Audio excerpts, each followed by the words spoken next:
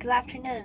My name is Yixuan Li. Today I will present the work DPV Framework, a data visualization design pedagogical method for middle schoolers. This is a collaborative work with Dr. Alexander and Dr. Jessica Roberts at Georgia Institute of Technology, the United States.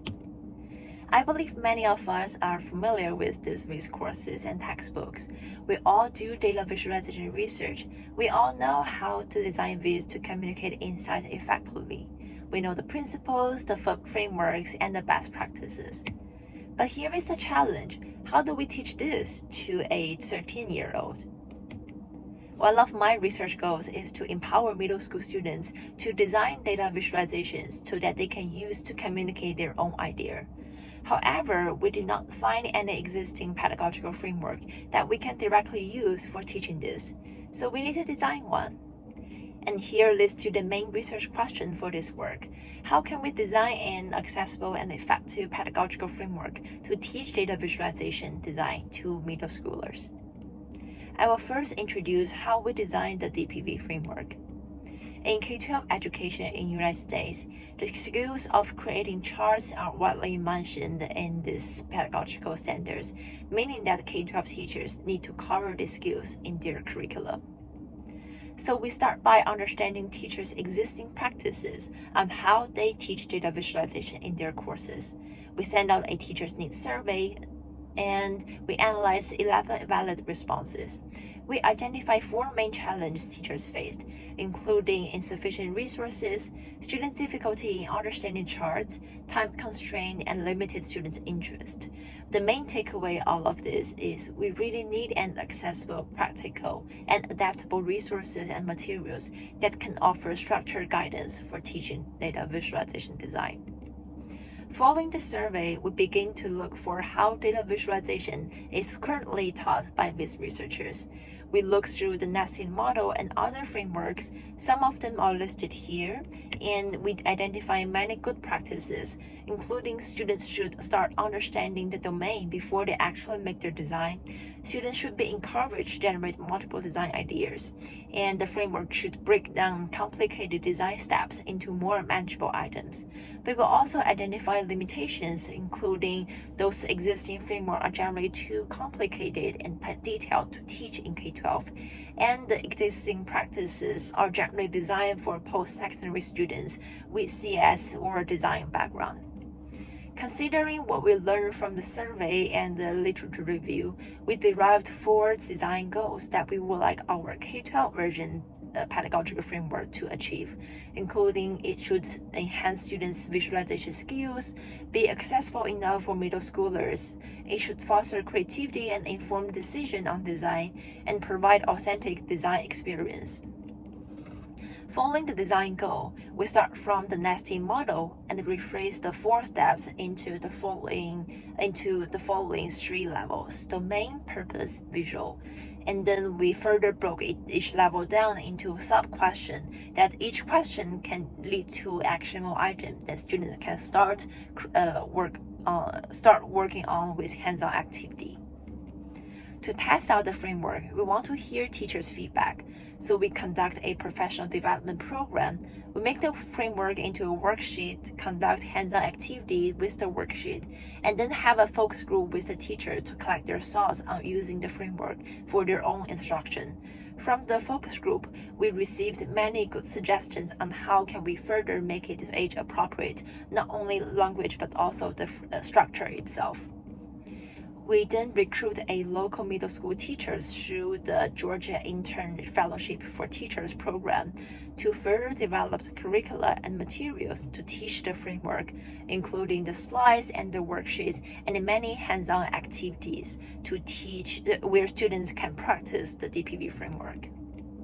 Combining these suggestions from the PD and the direct work with the teacher, we iterate the first version DPV framework into the following structure. For the domain level, we add 2 questions. What is your topic and what is your problem statement? Those 2 questions are commonly used for middle school students. For purpose level, we change the question to what is your big idea type, and then use the chart type classification tree as the four main types of big idea: comparison, composition, relationship, and distribution. For visual level, instead of using the high level marks and channels, we broke it down into a lower level question, including color, size, shapes, position, to further scaffold students' experience. Next, I will introduce how we evaluate the framework. Last summer, a group of learning scientists and data visualization researchers held a 2-week summer camp for middle schoolers in Atlanta. During the camp, students work with community data and create data visualization stories to address the issues they are concerned about in their community.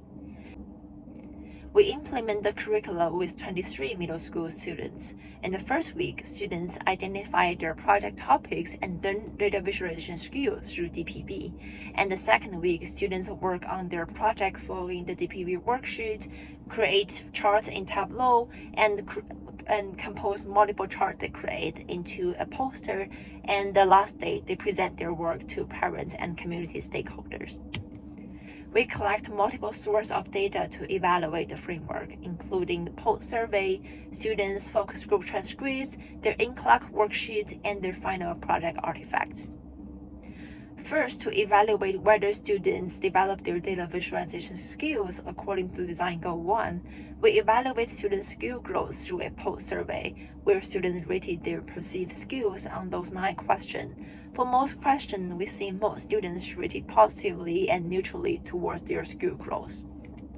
To evaluate whether the framework is accessible for middle school students according to Design Goal 2, we evaluate students' response in their focus group, where 6 students voted they think it's easy for them to understand. 14 students voted they think they are it's on the just correct level. And we asked students to explain the framework to interviewers as if they were not familiar with it. Students were able to explain what DPV stands for, recall those sub-questions, and further provide explanation towards those sub-questions. To evaluate whether students increase their creativity according to Design Goal 3, we evaluate the chart type students plan to use in their planner and the chart type they finally use in their final artifacts, their final poster. And we identified that many students come in saying they want to use bar charts, but fewer students decide to use bar chart in their final artifacts. Instead, they are using more real-world glyphs, such as they use water drop size to represent rainfall. They use the colored dollar to represent the price of their concerned products. And they are also using other type of visual representation. For instance, they create hand drawings and animations to describe what actually happens in the data set they're concerned about. And they also create 3D printing to support their storytelling. To evaluate whether students achieve their Design Goal 4, we analyze students' focus group response about using the framework in creating visualization. Students were able to identify their audience for their viz and articulate the key message, communicate the goals, and also make thoughtful design decisions to support their communication. We also identify several perspectives where the DPV framework did not work that well. For instance, on the domain level, students will struggle to distinguish between convention and visual, suggesting a need for clear explanation and also more concrete examples. At the purpose level, students struggled with 4 types of big ideas and matching the chart type they decided to use to specific categories due to sometimes the overlapping purpose.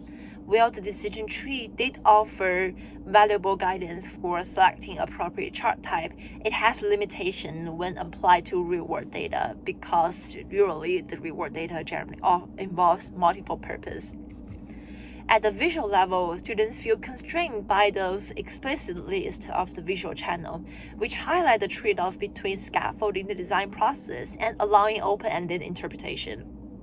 Further iteration should offer more nuanced explanation and also provide opportunities for students to adapt and expand upon the framework as their understanding grows.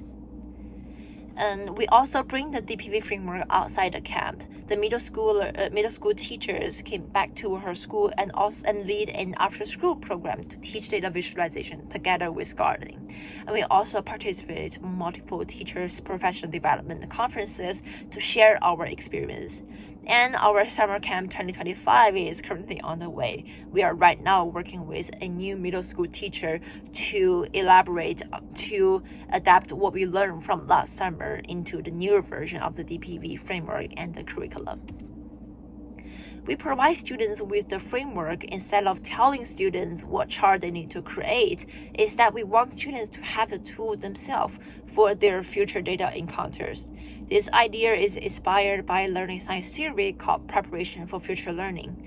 We want students to be able to use the framework for their future data learning and also learn the core skills such as asking questions, defining goals, communicating ideas through the framework. For instance, one student in the focus group claims that when they want to learn about our project, we could just think about DPV, and then we will have a start yet, showing that students are bringing what they learned from the framework during the summer camp to their school project and other scenario. What we learned from this study, we learned that use age-appropriate language is crucial for improving students' comprehension and engagement. We've learned that the DPV framework can also help students critique existing visualization.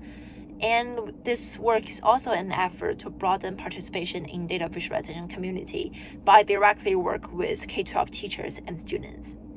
So that's all for today's presentation. Thank you for your attention, and please find the worksheets and other materials on our website. And also please let me know if you have other questions. Thank you.